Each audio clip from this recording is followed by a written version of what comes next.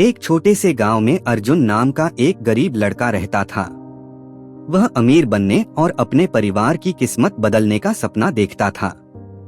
हर रात वह एक मोमबत्ती की मंद रोशनी में पढ़ता था और थिंक एंड ग्रो रिच जैसी किताबों से प्रेरणा लेता था।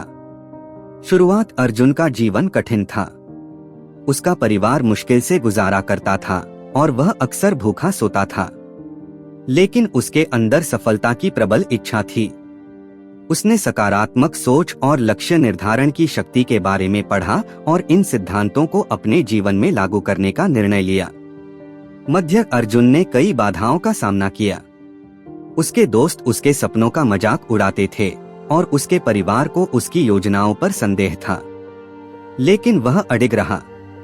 उसने हस्तनिर्मित वस्त्र बेचने का एक छोटा व्यवसाय शुरू किया और द लीन स्टार्टअप से सीखे गए तरीकों का उपयोग किया।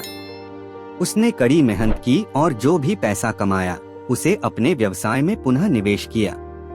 जब भी उसे निराशा होती, अर्जुन उन सफल लोगों की कहानियों को फिर से पढ़ता जिन्होंने कठिनाइयों को पार किया था।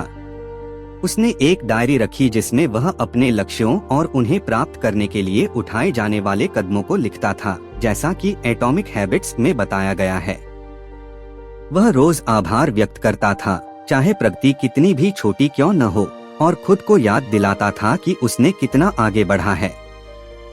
अंत वर्षों की कड़ी मेहनत और दृढ़ता के बाद अर्जुन का व्यवसाय फल फूल गया।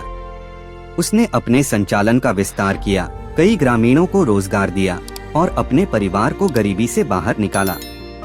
उसकी यात्रा दृढ़ संकल्प और उसके पसंदीदा किताबों से सीखे गए रणनीतियों की शक्ति का प्रमाण थी। अर्जुन की कहानी हमें याद दिलाती है कि एक स्पष्ट दृष्टि, निरंतर प्रयास और सही ज्ञान के साथ कोई भी अपनी परिस्थितियों को पार कर सकता है और अपने सपनों को प्राप्त कर सकता है। आपको अर्जुन की यात्रा कैसी लगी?